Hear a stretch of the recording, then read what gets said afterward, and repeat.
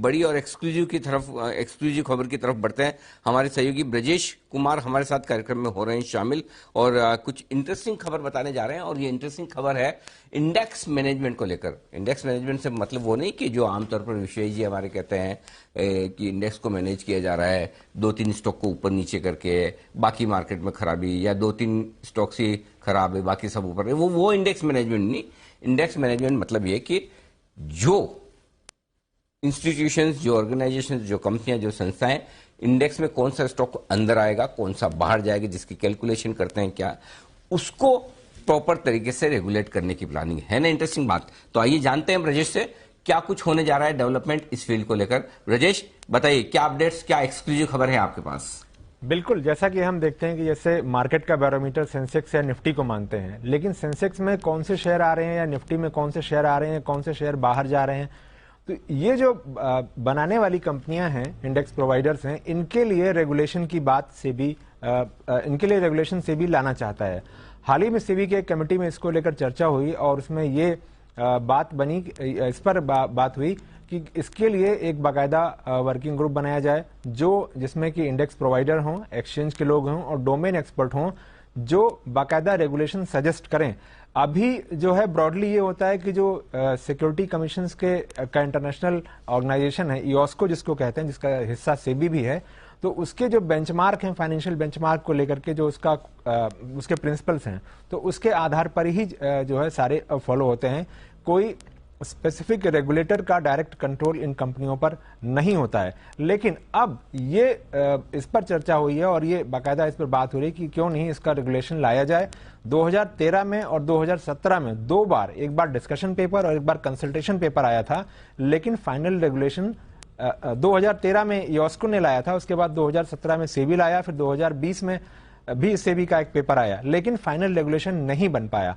अब इस पर बात बन रही है कि एक वर्किंग ग्रुप बनाया जाए जहां पर जो इनके लिए रेगुलेशन करे, क्योंकि यहां पर जरूरी है कि जो गवर्नेंस है वो ठीक रहे, इसके अलावा जो अकाउंटेबिलिटी है वो हो, इसके अलावा इंडिपेंडेंस जो है वो रहे। तो ये 3-4 जो फैक्टर हैं अहम, इन सभी को ध्यान में रखते हुए एक वर्किंग ग्रुप बनेगा जो ये सजेस्ट करेगा कि आखिर क्या क्या नियम इनको फॉलो करना चाहिए। हालांकि अभी भी जो इंडेक्स प्रोवाइडर हैं वो जो IOSCO का नियम है उसको फॉलो करते हैं, बाकायदा उसकी ऑडिट होती है, ऑडिट कंप्लायंस रिपोर्ट सबमिट करते हैं, अपनी वेबसाइट पर डालते हैं और किस आधार पर कौन सा शेयर आया रहा है या बाहर जा रहा है उसका डिस्क्लोजर देते हैं। लेकिन इस चीज को बाकायदा एक रेगुलेशन का हिस्सा बनाया जाए, इस पर जो है अब आगे काम शुरू होने जा रहा है। और ग्लोबली भी अगर देखें तो वहां भी बहुत ज्यादा स्ट्रिक्ट रेगुलेशन नहीं थे पहले, अब धीरे धीरे यूरोपियन यूनियन में शुरू हुआ है। इसके अलावा दूसरे US में अलग से नियम नहीं है, लेकिन अगर कोई गड़बड़ी करता है तो जो मैनिपुलेशन के नियम हैं वो सारे लागू होते हैं। जापान में भी बेसिकली IOSCO के प्रिंसिपल पे भी धीरे धीरे रेगुलेशन हैं। ऑस्ट्रेलिया में फाइनेंशियल बेंचमार्क का एक अलग जो सिग्निफिकेंट फाइनेंशियल बेंचमार्क हैं उनका अलग रेगुलेशन है। अब चूंकि दुनिया भर में चर्चा हो रही है तो सेबी भी इस पर काम आगे बढ़ाना चाहता है। तो इंटरेस्टिंग खबर लेकर आ रहे हैं, लिमिट्स को लेकर, एक्सपोजर नियमों को लेकर, कंप्लायंसेस को लेकर। अनिल जी, एक बड़े ओवरहॉल की ये पूरे संकेत दे रहा है और क्लियरली एक डिफाइंड लिमिट सेट करने की जो बात की जा रही है, इसको कैसे समझना है सर, और इसके इम्पैक्ट क्या हो सकते हैं? देखिए दीप, इंपॉर्टेंट चीज है। वैसे तो देखा जाए तो जो ब्रजेश ने कहा है कि अभी भी रेगुलेटेड है और पूरी इनकी जांच होती है, ऑडिट होती है और सारी प्रोसेस से उसे फॉलो किया जाता है। और यही वजह कि कोई भी स्टॉक इंडेक्स में, किसी भी इंडेक्स में, चाहे वो निफ्टी सेंसेक्स हो या फिर कोई IT इंडेक्स हो या मेटल इंडेक्स हो या IPO का इंडेक्स हो, कोई भी इंडेक्स हो, हर एक इंडेक्स में कौन सा स्टॉक आएगा, कौन सा बाहर निकलेगा, इसका एक तय पैमाना है, स्टैंडर्ड्स हैं, रूल्स रेगुलेशन है और उसके दम पर आप में कोई भी ये पता लगा सकते हैं कि इस स्टॉक के इंडेक्स में आने की संभावना है या नहीं, ये पता चलता है। लेकिन उसके बावजूद अगर कुछ स्टॉक्स के केस में ऐसा है कि जहां पर कई बार आपको ये लगता है अरे ये स्टॉक इंडेक्स में कैसे आ गया है या ये क्यों नहीं आया।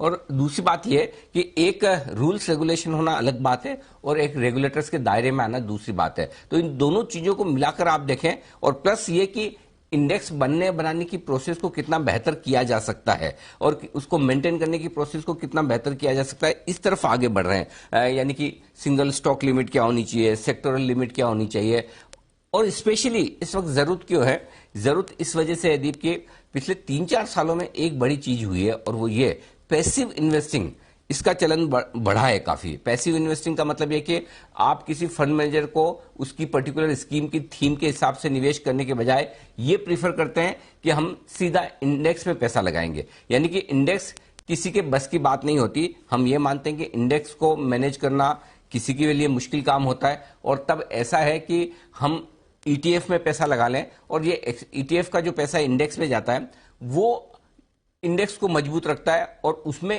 रिटर्न्स काफी बेहतर आते हुए दिखे, और अच्छे अच्छे फंड मैनेजर्स के पसीने छूट गए ईटीएफ्स को और इंडेक्स को आउट परफॉर्म करने में। और ये बड़ी वजह थी कि ईटीएफ में बड़ा पैसा आया, और उसके चलते मुझे लगता है कि इस तरह के रेगुलेशंस लाने की जरूरत होती दिख रही है। तो आई थिंक ये एक बढ़िया कदम है, और इससे आपको इंडेक्स मैनेजमेंट, इंडेक्स की रिस्ट्रक्चरिंग, इंडेक्स में एंट्री और एग्जिट होने वाले स्टॉक्स के बारे में, और बेहतर क्वालिटी, बेहतर लिक्विडिटी वाले स्टॉक्स के आने के लिए और रास्ता बेहतर होता हुआ दिखेगा। तो आई थिंक सही दिशा में ये एक बढ़िया कदम उठाया जा रहा है। जी दी, तो ये आपके लिए इंपॉर्टेंट बदलाव हो रहे हैं और अल्टीमेटली इन्वेस्टर फ्रेंडली इसे एक तरह से माना जाएगा। देखते हैं कभी इंप्लीमेंट होते हैं, बट डेफिनेटली एक बड़ा कदम और हमारी एक्सक्लूसिव खबर आपके सामने इस डेवलपमेंट पर। शुक्रिया ब्रजेश, ये सारी डिटेल्स हमारे साथ शेयर करने के लिए।